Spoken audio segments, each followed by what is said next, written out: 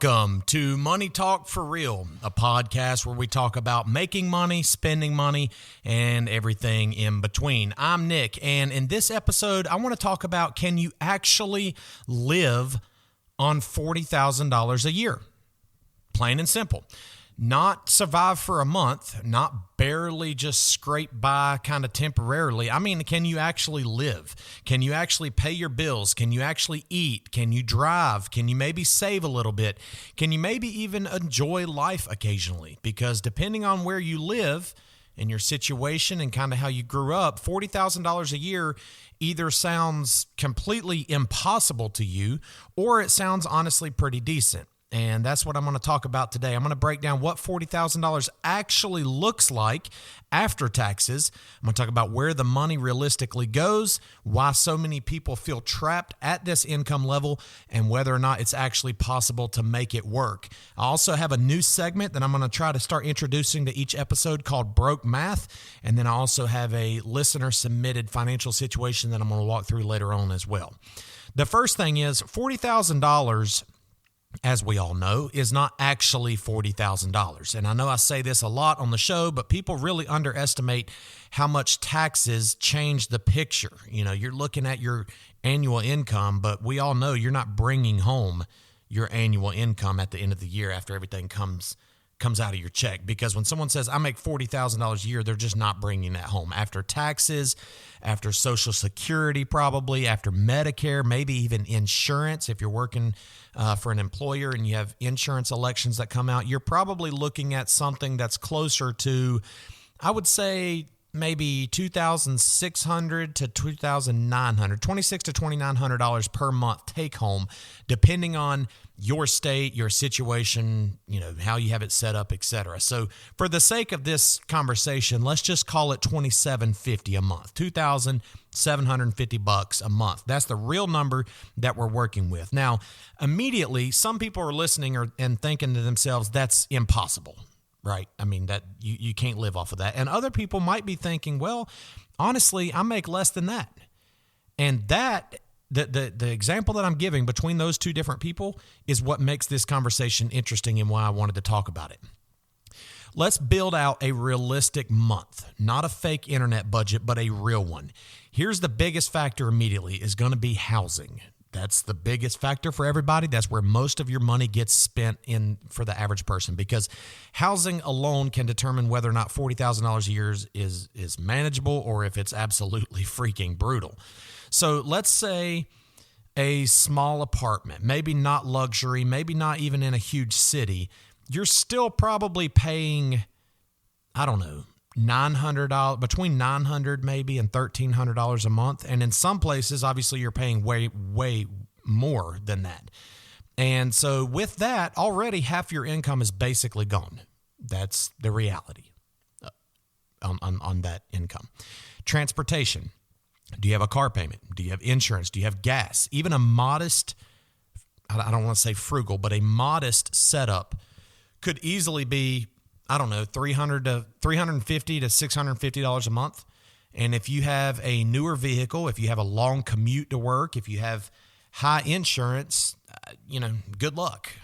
I mean, I'm not trying to make light of it, but that's the reality. And with groceries, the next thing, you can keep groceries reasonable, absolutely, but they still cost money. So let's say $300 to $450 a month, especially nowadays. The next thing would be your utilities. This is things like your bills, your internet, phone, electricity, internet subscriptions.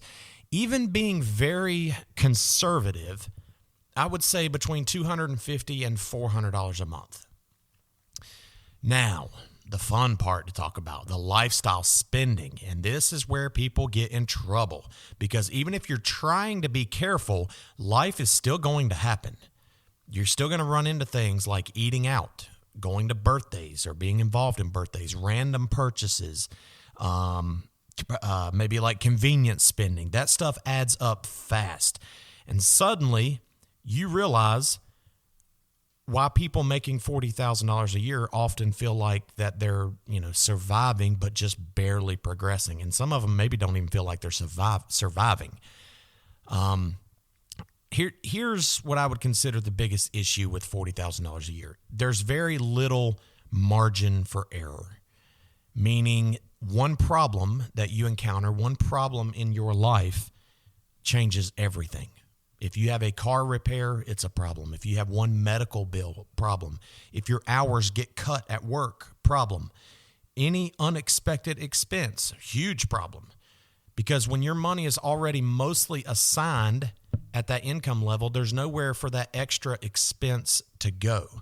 And this creates a constant kind of low-level stress, not necessarily panic, just pressure. You're always feeling like you might say to yourself, I really can't mess up financially. That's exhausting. And honestly, a lot of people are living like this right now. New segment, Broke Math. Broke Math. Broke Math. Okay, this is a segment where I'm going to do some broke math. The segment where your wallet loses, but your excuses win. Here it is. Broke math is making $40,000 a year, in my example, while financing a $58,000 truck because the payment is, quote, only $740 a month. Right? That's broke math. Listen, I'm not saying that people can't buy nice things, but at some point, the math has got to match reality. Because if half of your paycheck goes to your vehicle, you don't own the truck. The truck owns you at that point. And the internet, in my opinion, makes all of this worse. Because online, everyone seems rich. Everybody's traveling. Everybody's buying houses, upgrading cars, eating at expensive places. And when you're making $40,000 a year, that comparison can make you feel like you're failing. It can really, be honest with you, make it feel like you're less than what you are. But here's what people don't see. A lot of people are financing their lifestyle. And another word for financing is going in debt, spending someone else's money that you pay back later with interest added on top. People are financing their lifestyle. A lot of people are doing this. They have debt, they have payments, they have credit cards, they have stress is the biggest thing that comes with that. So don't compare your real life to someone else's highlight reel that is financed over 72 months. So let's answer the question. Can you actually live on $40,000 a year? Yes, but there are conditions here. Your housing has got to make sense. This is the biggest one. Again, this is your biggest expense. Maybe you need roommates. Maybe you need a smaller apartment. Maybe you need to be in a lower cost area. That can change everything. Your car situation matters massively at that income. People underestimate this one as well. A huge car payment can completely destroy this income level. You also need some sort of structure. At $40,000 a year, you cannot fully freestyle your finances. You just can't. You need to have some awareness. You need to have some level of budgeting, and you need to be very intentional with your spending. You need to control your finances. Convenience spending becomes expensive fast. I'm talking about delivery apps, eating out constantly, impulse purchases. At this income level, those smaller habits are going to matter more. And then I would say at $40,000 a year, and this is important, you probably need to increase your income eventually. I'm not being one of these people who's like, well, just work harder, bro. Just hustle. Like, I hate that advice. But realistically, most people eventually need raises. They need their skills to grow. They need maybe a side income, just better opportunities. I mean, $40,000 can work, but it's going to be difficult to build long-term wealth at that level. If you're around this income level right now and you're listening, here's what I would focus on. Stability first. Don't look to get rich. Don't look to impress people. Just be stable. Lower your stress. A small emergency fund, and again, it can be very small. I'm not even going to say a number because it can be small. Just something is going to matter way more, again, at this level. Avoid the lifestyle inflation. When you do start to make more, don't immediately upgrade everything. Try to keep living like you're still making $40,000 a year. Build your skills. your biggest financial advantage early on is usually increasing income. And that can generally, I'm being vague here, but generally that can happen when you increase your skills. The last thing, don't let your shame take over. This matters. A lot of people feel embarrassed about where they're at financially, and don't. You're not behind because you're making $40,000 a year. You're behind if you stop trying to improve your financial situation. You are listening to Money Talk for Real. All right, I have a listener submitted question here, and she did not, unfortunately, put all of the details to really go into depth. But Kathy is 51 years old. She's from Effingham, South Carolina. Her household income, she says, $987. And I'm going to assume here that means it's $987 per month. Again, I don't have much detail into that, but she did not list out any debt, but she did list out her living expenses.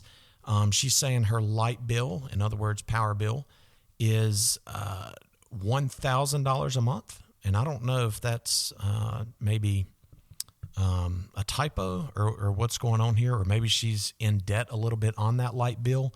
And so the balance has accrued or compounded to be $1,000. And then rent, $750 a month. She also says that, just the stuff she lives on, light bill, rent, and food is the biggest thing. The details that she has to elaborate on is just the rent and the light bill. And she says, please help me. Kathy, I would love to help you. I do need some more details to truly be able to walk through this with you. If you're listening, please email me or contact me through the website and give me some more details so that we can break this down. The biggest thing I would say that if your household income, if it's just you, I'm going to assume that Kathy is single or at least lives by herself. If it is just you and your household income is $987 a month at 51 years old, I would ask a few questions, not to judge or pick on you, but just kind of wondering where that's coming from, if it's coming from a job, if it's maybe a disability or a Social Security or some sort of pension. The light bill, $1,000 a month, I can't really financially make sense of that in my mind. That seems very high for something that is rented at $750 a month. I would also talk about that rent. $750 a month is very reasonable. However, at $987 a month, $750 rent has got to go, and it might involve some sacrifice. It might mean that you need to live with some roommates. Again, I'm making a lot of assumptions here because I don't have a whole lot of details from your submission, but if your income per month is less than $1,000, I would recommend we need to figure out a way to get that up. And if you're not able to work full-time, maybe you're able to work part-time. And it doesn't have to be physical labor. Maybe you can do some administrative work, some gig type work, some side hustle type work. Maybe you can work for one of the delivery apps or the rideshare apps. Just something to try to get some of that income up.